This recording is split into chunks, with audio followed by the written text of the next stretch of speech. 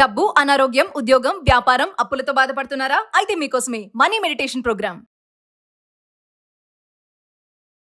నమస్తే రమగారు. నమస్తే జయ. రమగారు, శ్రావణ మాసంలోకి అడుగు పెట్టబోతున్నాం. అధిక శ్రావణ మాసం రావడంతో మనకు కొంచెం లేట్ అయింది, లేకపోతే ఈ పాటికి మనం శ్రావణ మాసంలో ఉండేవాళ్ళమేమో బహుశా.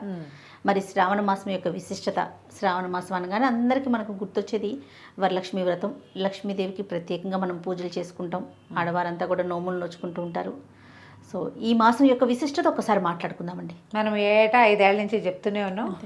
ఏ సంవత్సరానికి ఆ సంవత్సరమే వరలక్ష్మి వ్రతాలు కూడా ఏటా చేసేవే.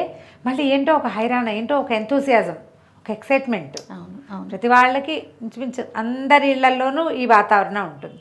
ఇల్లు శుభ్రాలు చేసుకోవటాలు, కొత్త వస్తువులు కొనుక్కోవటాలు, కొత్త బంగారం కొనటం, చీరలు కొనటం, ఏమైనా నోములు, కొత్త నోములు ఉంటే అవి చూసుకోవటం, ఆల్రెడీ నోముల్లో ఉన్నవాళ్ళు ఎన్ని చేసాం ఇంకా ఎన్ని చేయాలి లెక్కెట్టుకోవటాలు, ఇబ్బందులు సబ్బందులు బోల్డనే.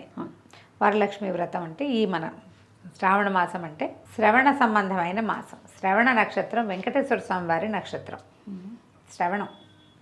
అయితే స్వామివారికి అమ్మవారు ఎట్లా అంటే నిత్యానపాయిని, స్వామిని వదిలి ఉండదు. వారికి సంబంధించిన ఈ మాసము లక్ష్మీప్రదమని, ఆమెను పూజిస్తే ఎక్కువ ప్రసన్నురాలవుతుందని చెప్తారు. ఈ శ్రావణ మాసాన్ని నభోమాసం అంటారు సంస్కృతంలో, వర్షాకాలపు మాసం. ఈ వానల్లోనే నోవులు, వ్రతాలు, పూజలు, వానలు అవి ఇవి కలిసే ఉంటాయి. అంతే. అటగే పరిగెత్తుకుంటూ ఏదో షాపింగ్లు, సరదాలు, ఇంట్లో పనులు, శుభ్రాలు గిభ్రాలు చేసుకుంటాం. మనకు కొంచెం అవకాశం వచ్చింది కాబట్టి ఆషాఢంలోనే శుభ్రాలు కాకుండా అధిక శ్రావణంలో చేసుకుంటూ ఉండుండొచ్చు కొంతమంది. శ్రావణంలో ఈసారి 5 శుక్రవారాలు వచ్చినాయి, 4 మంగళవారాలు వచ్చినాయి. శ్రావణ శుక్రవారాలు, శ్రావణ మంగళవారాలు. శుక్రవారం లక్ష్మీ పూజ, మంగళవారం గౌరీ పూజ చేసుకుంటే విశేషమైన ఫలితం లభిస్తుంది. ఇదేంటంటే పూజించుకోవడానికి మంచి అవకాశం. అవును అవును. దీనివల్ల అదేదో పడిపోతుంది అనుకోవద్దు. ఈ మాసాల్లో మనం అమ్మని పూజించాలి, అది మనకి మంచిది. మాసం యొక్క విశిష్టత, మాస విశిష్టత. ఈ కాలం మంచిది. ఈ మామూలుగానే ప్రసన్నురాలుగా ఉంటుంది, పూజిస్తే ప్రసన్నురాలవుతుంది లక్ష్మీదేవి. ఈ మాసంలో మరింత అధిక ప్రసన్నురాలుగా ఉంటుంది కాబట్టి వదిలేయకుండా ఏదో ఒక రోజు, ఏదో ఒక వారమైనా పూజ చేసుకోండి అని చెప్తారు. వరలక్ష్మి వ్రతం విధానంగా కలశం పెట్టుకుని వాయినం ఇచ్చి, తర్వాత ఏమో 9 రకాల పిండి వంటలు చేసి, ఇలా నియమంగా చేసే పద్ధతి ఉన్న వాళ్ళు అది చేసుకుంటారు. ఓకే. ఒకవేళ నియమాలు లేవు, ఊరికే పూజ, శుక్రవారం మంచిదేని 5 శుక్రవారాలు లక్ష్మీ పూజ చేసుకోవచ్చు. లక్ష్మీదేవికి పాయసము అవి ఇష్టం అంటారు. శనగపప్పుతో చేసిన ఏ భక్ష్యమైనా ఆవిడకి ఇష్టం. మైసూర్ పాకు లాంటివి శనగ పిండితో చేసినవి అవి కూడా నివేదన చేయొచ్చు. ఎంత శక్తి ఉంటే అంత శక్తి మేర. మనం నూనె పదార్థాలు చేయలేకపోతావు, పాయసంలోనే పరమాన్నం చేస్తామా, ఒక గుప్పెడు శనగపప్పు వేసి చేయండి, అంతే. ఎంత హాయిగా ఉంటుంది. అవును, సింపుల్గా అవుతుంది. అమ్మవారికి ఇష్టమైంది పెట్టామని ఒక మనకు సంతోషం కూడా ఉంటుంది. అందుకని ఏం చేయొచ్చు, మన ఇంట్లో ఉన్నా లేకపోయినా మనం పూజ చేసుకోవచ్చు. ఓకే. పైగా ఒక సంవత్సరం చేసాం, నిరుడు చేసాం, ఈ సంవత్సరం చేయలేకపోతున్నాం, ఏదైనా కొంప మునిగిపోతుంది, అలా భయపడద్దు. కుదిరితే చేసుకుంటాం, లేకపోతే శ్రద్ధగా ఒక దండం పెట్టు. అపరాధ సహస్రాలు చెప్పుకుంటాం కదా మనం, అంతే కదా. మామూలుగా నిరుడు బాగా చేసుకోగలిగానమా, ఈ సంవత్సరం నేను సేవించలేకపోతున్నా, నమస్కారంతో సరిపెట్టుకోమని ఒక అపరాధం చెప్పుకోవటం, ఓ నమస్కారం చేసుకోవటం. చక్కగా 5 వారాలు చేసుకోవచ్చు. సాధారణంగా మనకేంటంటే రెండవ శుక్రవారం పౌర్ణమి ముందు వచ్చేది వరలక్ష్మి వ్రతం కాబట్టి ఈసారి వరలక్ష్మి వ్రతం అట్లా వస్తుంది. మనకి మిగిలిన 3 వారాలు ఉన్నాయి కదా, జనరల్గా ఏం చెప్తారంటే 3వ వారం మురికి వారం అంటారు. ఎందుకంటారో తెలియజేయ, మా ప్రాంతంలో అంటారు. అంటే ఆ వారం పూజ చేయరు, వ్రతం చేసుకోరు, పూజ చేసుకుంటారు. మామూలుగా శుక్రవారం పూజ చేసి వరలక్ష్మి వ్రతం చేయడానికి 3వ వారం పనికిరాదని కొన్ని ప్రాంతాల్లో ఉంది. ఓహో. మా ప్రాంతంలో చెప్తారు 3వ వారం మురికి వారం అని. మరి ఎందుకు అలా అంటారో తెలీదు, దాని మీద ఎప్పుడు ఎక్కడా వినలా నేను, మా వాళ్ళే అంటూ ఉంటారు. అదేలేండి. అవకాశం ఉంటే ఇక మొదటి 2 వారాలు కుదరలా, చివరి 2 వారాలు కుదరలా, 3వ వారమే కుదిరింది, ఏమిటి అంతే చేసుకోవడమే. ఇక అంత ఆలోచించడం అసలు అనవసరం అనిపిస్తుంది. అంతే. చివరి వారం కుదిరినా చేసుకోవచ్చు. 4 వారాలు పూజ చేసుకున్నాం, 5వ వారం కుదరలేదు, కొంప మునుగుతుందని పొరపాటును కూడా అనుకోవద్దు. దండం పెట్టడం, పూజ చేసుకోవటం, చిన్న నివేదన నుంచి పెద్ద రకాలు 16 రకాల కుడుములు పెట్టి, పదార్థాలు పెట్టి నివేదన చేసినా బాగానే ఉంటుంది. జనరల్గా 5 లేదా 9 చేస్తారు.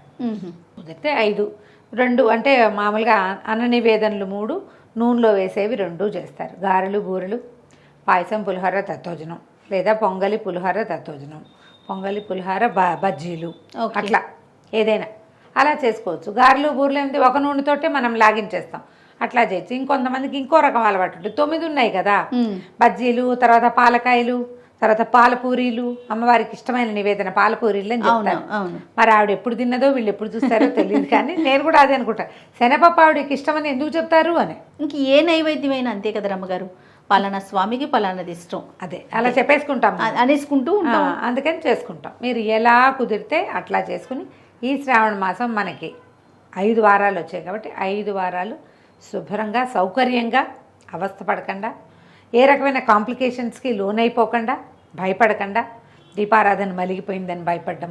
ఏదో మైలు వస్తుంది రమ్మగారు, 2వ వారం చేసుకోలేకపోతారు, 3వ వారం చేసుకోవచ్చా అనే ప్రశ్న వస్తుంది, లేకపోతే 4వ వారం వరలక్ష్మి వ్రతం చేసుకోవచ్చా అన్న అనుమానం వస్తూ ఉంటుంది. చేసుకోవచ్చు, 4, 5 కూడా చేసుకోవచ్చు. ఏ వారం కుదిరితే ఆ వారం చేసుకోవచ్చు.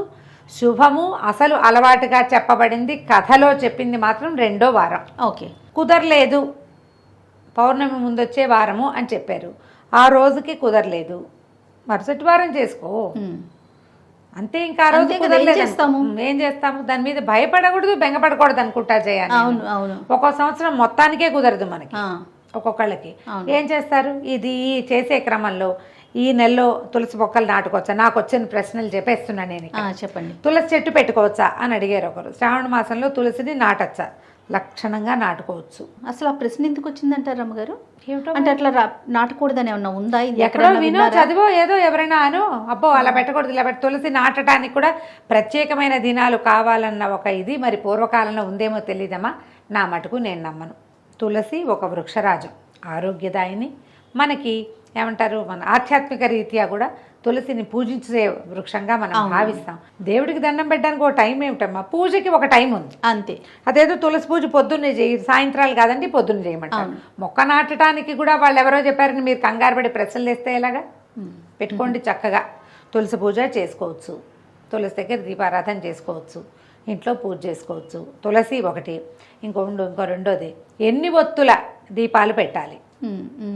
మీరు ఏ కథల పుస్తకాలు చదివితే ఆ కథల పుస్తకాల్లో ఏం చెప్పబడిందో అది మీకు నచ్చితే అలా చేయండి. అసలు సాధారణంగా చెప్పబడింది సాధ్యం త్రివర్తి సంయుక్తం అని చెప్తారు. నెయ్యి వేసి, ఆజ్యం అంటే నెయ్యి, త్రివర్తి సంయుక్తం 3 ఒత్తులు అంటే బ్రహ్మ విష్ణు మహేశ్వరులని కొన్ని ప్రాంతాల్లో నమ్మకం. మేము 2 ఒత్తులవి 2 జ్యోతులు వేస్తాం. మా అమ్మగారింట్లో 2 ఒత్తులు కలిపి 1 జ్యోతి వేస్తారు. 2 ఒత్తులే వేసే విధానం మా అందరి ఇళ్లల్లోనూ ఉంది. శ్లోకంలో సాధ్యం త్రివర్తి సంయుక్తం అని ఉంది. ఏం చేస్తాం? అయితే 1, లేకపోతే 2, లేకపోతే 3, మీ ఇంట్లో ఏదైతే అది 1. నెంబర్ 2, మీరు ఎవరిని ఫాలో అవుతారో వాళ్ళు చెప్పింది, లేదా మీ పురోహితుడు మీకు పూజ చేసేందుకు వచ్చిన అయ్యగారు ఎలా చెప్తే అలా చేసుకోండి, దాన్ని ఫాలో అయిపోండి. మళ్ళీ దీని మీద ఇలా పెట్టినాను కరెక్టా కదా అని ఇంకోళ్ళని అడగద్దు. ఎప్పుడు కూడా ప్రశ్నల మీదే మీకు అనుమానాలు పెరుగుతాయి. అంతే. నువ్వు అదే నీ అలవాటుగా చేసుకో, ఏమీ ఉండదు, ఇన్వాలంటరీగా గాలి తీసుకున్నట్టే. అంతే. నువ్వేం అడిగావా ఇది ఏ ముక్తో తీసుకుంటున్నాను నీకు గుర్తొస్తుంది అసలు రాదే? వీటి మీద ఎందుకు ప్రశ్నలు? అనవసరంగా టెన్షన్ పడతారు కదా. ఏం పడకండి, హాయిగా పూజ చేసుకోండి, చక్కగా చదువుకోండి. లక్ష్మీ అష్టోత్తరం చదువుకోవచ్చు, అష్టోత్తర శతనామావళితోటి ప్రకృత్యై నమః, ఓం వికృత్యై నమః అని ఒక్కొక్క నామంతో పువ్వులు వేసి పూజ చేసుకోవచ్చు. లక్ష్మీదేవికి ఏ పువ్వులతో పూజ చేయాలి? చేమంతి పువ్వులు విశేషంగా చెప్తారు. మీ వాకిళ్లల్లో ఉంటే పారిజాతాలు, నందివర్ధనం, గరుడవర్ధనం, కనకాంబరాలు వాటితోటి కూడా చేసుకోవచ్చు. మల్లెలు, మొల్లలు దొరికితే వాటితోటి చేసుకోవచ్చు. జాజి పూలు దొరుకుతాయి, జాజి కూడా విశేషంగా చెప్తారు అమ్మవారికి. సంపెంగలు అవి దొరికితే చేసుకోవచ్చు. కమలాలు దొరికితే మరీ శ్రేష్టం. ఆవిడ కమలాలయ్య కాబట్టి పద్మంలో పుట్టిందని చెప్తారు కాబట్టి ఆ పద్మాలతోటి పూజ. ఒక పద్మం దొరికినా ఒక పద్మం పెట్టుకుని పూజ చేసుకోండి. పద్మం దొరకకపోతే చేమంతి పూలతో చేసుకోండి. మీరు చింతలు పెరిగి అనవసరంగా చేయవలసిన పూజ, చదువుకోవాల్సిన స్తోత్రం, ఉంచవలసిన భక్తి మానేసుకుని చేయలేకపోయిన దాని మీద, జరగని దాని మీద ఏదో జరుగుతుందో అని భయపడి ఇంత బాధపడద్దమ్మా. భక్తుడికి మన తాలూకు భక్తి అనురక్తియే కావాలి. అందుకే భగవంతుడికి కావాల్సింది మన భక్తే, పువ్వు పూజ కాదు. కాబట్టి ఇవి శ్రేష్టం అని చెప్పారు. అవకాశం ఉంటే చెయ్యి, లేకపోతే మాని. అంతే. అవకాశం కోసం ప్రయత్నం చేయొచ్చు కదా. వాకిళ్లల్లో ఉండే పువ్వులతోటి చక్కగా పూజ చేసుకోవచ్చు. పర్వము వాటితో చేయొచ్చు. తర్వాత ఏమో మన బిల్వదళాలు ఈ రోజుల్లో బిల్వంతో లక్ష్మీ పూజ కూడా చాలా శ్రేష్టమని కొంతమంది పెద్దవాళ్ళు చెప్తున్నారు. ఓకే. అంటే రోజువారీ లక్ష్మికి బిల్వార్చన చెప్పబడలా, ప్రత్యేకంగా ఈ శ్రావణ శుక్రవారాల్లో చేస్తారు. కొన్ని దేవాలయాల్లో కూడా లక్ష్మీ అమ్మవారి దేవాలయాల్లో ప్రత్యేక దినాల్లో బిల్వార్చన చేస్తారు. శివుడికే మనం బిల్వం పెడతాం కదా, ఈవిడికి ఇప్పుడు అమ్మకు కూడా పెట్టచ్చు. లక్ష్మీదేవికి శ్రావణ మాసంలో చేయొచ్చు. ఒక వారం అవకాశం ఉంటే 2 బిల్వదళాలైనా తెచ్చి పూజ చేసుకోవటం మంచిది. ఆలయ దర్శనం చేయదలుచుకుంటే ఎలాంటి ఆలయాలను దర్శించాలి రమ్మగారు ఈ మాసంలో? విష్ణువాలయాలు ఏవైనా వెళ్ళచ్చు, ఏ విష్ణువాలయమైనా పనికొస్తుంది. అంటే మరి విష్ణువుతో ఉండే అమ్మవారు సాక్షాత్తు లక్ష్మీ స్వరూపమే కాబట్టి లక్ష్మీదేవి. తర్వాత ఇప్పుడు రామాలయానికి వెళ్ళాం, అది కూడా విష్ణువాలయం కిందకే వస్తుంది. సీతాదేవి సాక్షాత్తు లక్ష్మీదేవి స్వరూపం. ఏ వేణుగోపాల స్వామి దేవాలయానికో వెళ్ళాము, మరి ఆదిలక్ష్మి అవతారమే రుక్మిణీదేవి. అవును కదా, కృష్ణుడు ఉంటే ఉన్నట్టే. ప్రధానమైంది ఆమె స్వామిని వదిలిపెట్టి ఉండదు. ఆయన ఒక్కడే ఉన్నాడు అనుకోండి అక్కడ, అయినా కూడా అమ్మవారు ఉన్నట్టే.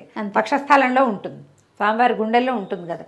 కాబట్టి దేవాలయ దర్శనం చేయదలుచుకుంటే వెంకటేశ్వర స్వామి దేవాలయాలు, తిరుమల తిరుపతి దేవస్థానానికి వెళ్ళలేకపోతే మన చుట్టుపక్కల మన ఊళ్ళలో కూడా వెంకటేశ్వర స్వామి దేవాలయం ఉంటుందా, అలా వెళ్ళి రావచ్చు. అయితే కొంచెం హైరాన్గా ఉంటుంది, ఎప్పుడు కుదిరితే అప్పుడు చూడొచ్చు. ప్రస్తుతానికి అంతే రమ్మగారు.